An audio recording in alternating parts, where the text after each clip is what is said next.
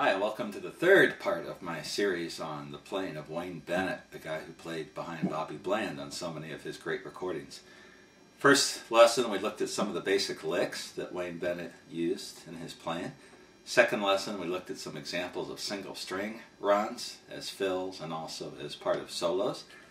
And in this lesson, we're going to take a look at some single string runs. Actually, the last lesson it was single string runs in the first position blues box. Now we're going to move to the second position blues box, which Wayne Bennett used quite a bit. So the key of G I'm going to use as my reference key just to get started. Then I'll show you some licks from some particular tunes, all of which I'll have tabbed out for you. And you can access the tab by going up to the introduction for the lesson on my YouTube channel for the lesson. So if you go up to the top where it describes the lesson, I'll have a link for you. So the key of G, if you're new to this, the second blues box. First blues box is that one, played over really the first position bar chord. That's a G. Second position blues box, we're going to take this and we're going to move 1, 2, 3 frets, and then we're going to play in this area. So between the 6th and the 8th frets, those 5 notes there. So the 6th fret, 8th fret of the first string, 6, 8 on the second string, and then sometimes we'll throw in the 7th fret of the third string. You'll hear that kind of lick in a lot of Wayne Bennett's work behind Bobby Bland. So the bends that we can do here, we can play these notes. We can use hammer-on pull-offs, every device there is, but one of the more common things he does are these bends, where he's bending the first string, and in the key of G, we're bending really the 8th fret, but I'm using all 3 fingers. I call these 3-finger bends, where we're bending up with the first, or the ring finger on the 8th fret, and then my second finger on the 7th fret, first finger on the 6th fret. So when he plays, he'll combine these things.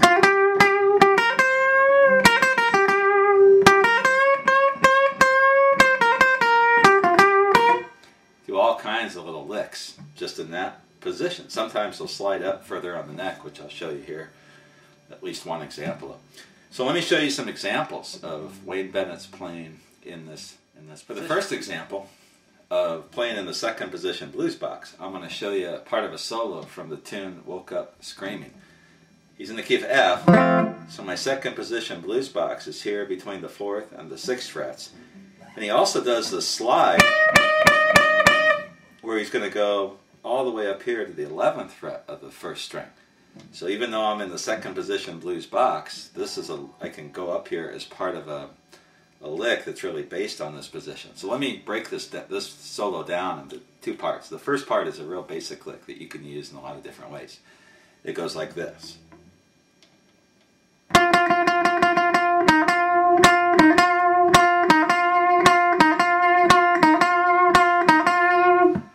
Like that. That's how he starts out the solo. So he's going to start out in that note, the 6th fret of the second string, which is in that second position blues box. He's picking that to lead into this. And all I'm doing is going back and forth between the 8th fret, or the 6th fret, and the 4th fret, with my first finger on the 6th fret and my ring finger on the 8th fret of the second string. When he gets to the 8th fret, he's adding some vibrato with his left hand by holding the finger steady and then shaking his wrist or hand, however you want to do it. Lots of different ways to do this. And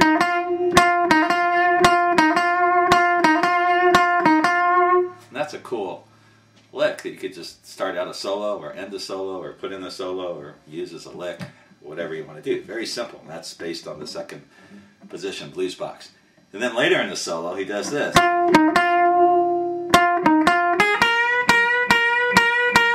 The bend, where he's going to bend up on the 6th fret of the first string using 3 fingers. First finger is on the 4th fret, second finger on the 5th fret. bends up like that, and then he slides all the way up here to the 10th, sliding to the 11th fret. He slides 4 times.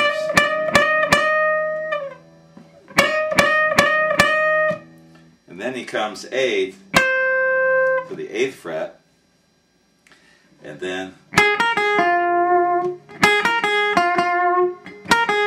something like that. So the whole thing, you have to listen to the solo to get it, but just the idea. Now why can I go up here? Because if you look at the song, the key of F, that's an F chord here, first position. This is a second position F. We have a scale for F, kind of up here.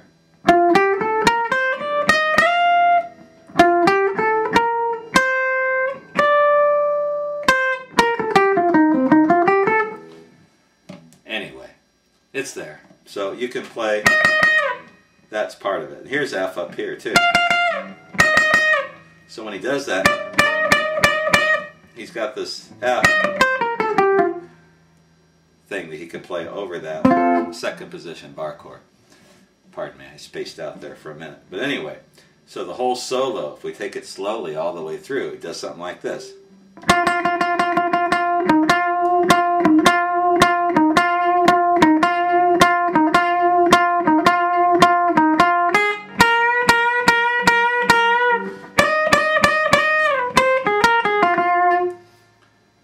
Goes in to it. I probably got the timing off. I'm trying to play this off the tab and look at it at the same time. But he's got these different licks in the second position blues box. And then where he's going here, and then winding up back in the second blues box. So I think it's like this. So that is something you hear in Wayne Bennett's playing, where he slides up the neck and winds up back in the second position blues box.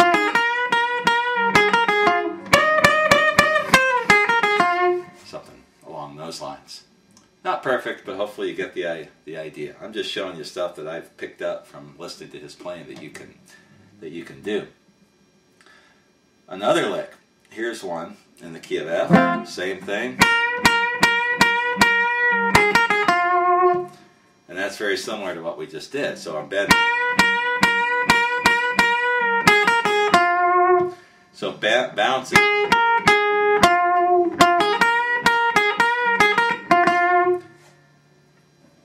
Bouncing around on the strings in that second position blues box gives you lots of variations on what you can play with your melody on your solo. So I'm just going to bend 4, 6, 4, and then wind up on that note right there. We can put vibrato in there or not. Something like that. You can use that in a lot of different ways. So that's example number 3 comes from a tune called Teach Me How to Love You. It's called If I Was Wrong. And this is an F sharp.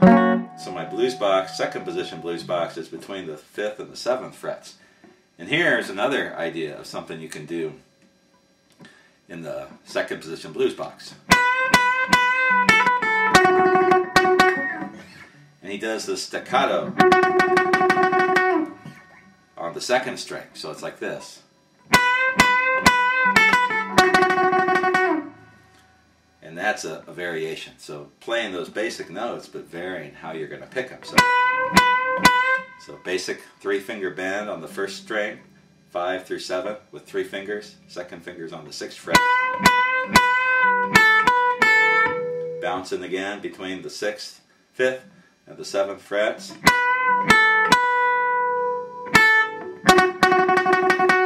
And then I'm just doing the staccato on the 7th fret of the second string.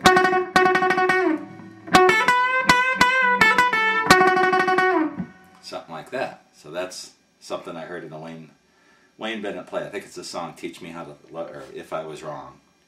That song. So it's example number 4 for playing in the second position blues box comes from the introduction to Bobby Bland's "I Smell Trouble." He's in the key of C. So a second position blues box is mostly here between the 11th and the 13th frets on the 1st and the 2nd string. Let me play it for you, and then we'll talk about it.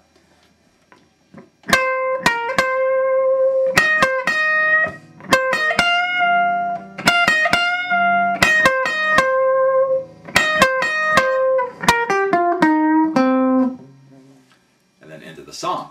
So he plays a lot in the second position blues box here. Starting out between the 13th and the 11th frets on the 2nd string, and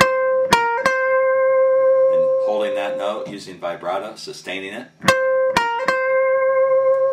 Then he's going to go back and forth between the 11th fret of the 1st string and the 13th fret of the 2nd string, which he does a lot. And when he comes back to the 1st string on the 11th fret, he's going to bend up a little bit. Then he's going to do a bend where he bends up, 3-fingered bend from the 11th to the 13th frets of the 1st string, and releases it back to the original position. That's what it sounds like to me. It's like this. Does it twice. One time, then 13, 11, again, and then he does this. That's again back and forth between the 11th fret of the 1st string, 13th fret of the 2nd string with the vibrato. And he does it again. And then here he goes from the second position blues box back to the 1st.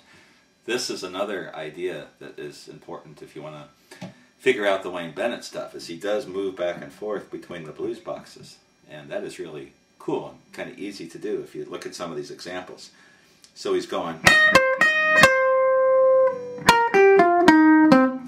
from the 11th to the 8th fret on the 2nd string, 10th and 8th on the 3rd string, and then winding up on the 10th fret of the 4th string. And then you can wind up with a 7th chord, F7th, or G7th or G9th. So the whole thing again.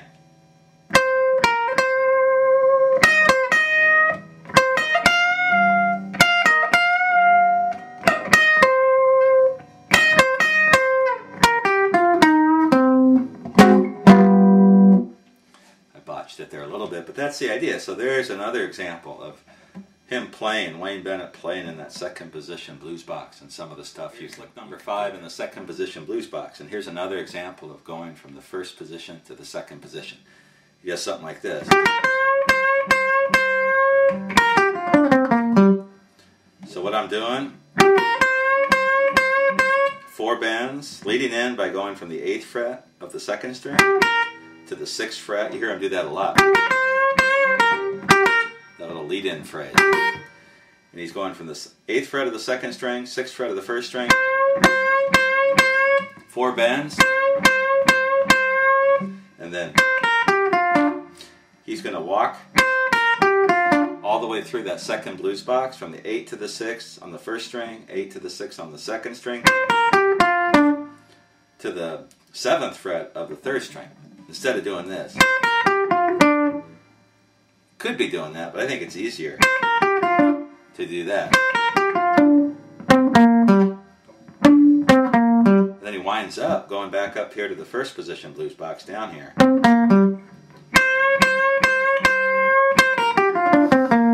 Something like that. I might be missing a note in there, but that's the idea. So to get to this note, and then we're coming back from that note to the second position blues box. That is a D. Whoops. D. So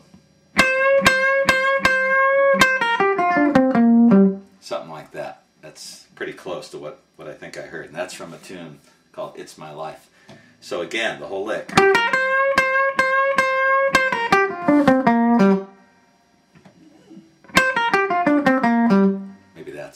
closer to what he's playing. So there's another example of going from the first position to the second position blues box. And again, he's doing this bending and then coming back here. Now again, the second position blues box licks, I'm going to show you one more. The idea is just to show you the idea of playing in the second blues box. You don't just have to stay in the first blues box. And you can get these higher notes, you can do bends, you can do all kinds of different licks in that position, which makes your solos and your fills. One final example. We're going to go back to the key of F sharp, and this is a tune called If I Was Wrong. Make sure I got that right. Yeah, If I Was Wrong. And in that tune, he does another example, kind of similar to what we've done already, but just here's another one for you. This is in the key of F sharp, so my blues box is between the 5th and the 7th frets, and he does something like this. And there's another lick. And you can vary, releasing the string, the bends, the picking, all that in just those 4 or 5 notes and get lots of great stuff. So I'm starting with the lead in from the 7th fret of the 2nd string, 5, 7 on the 1st string, with the bend on the 7th fret.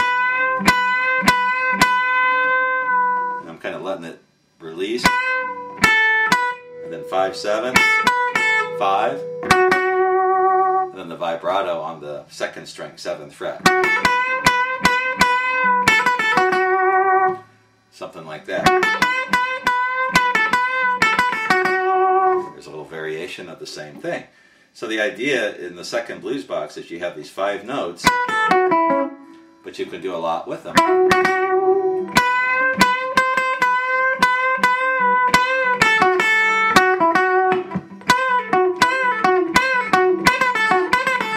Just varying your attack on the pick, you can do all sorts of stuff in that position, and Wayne Bennett does that quite a bit.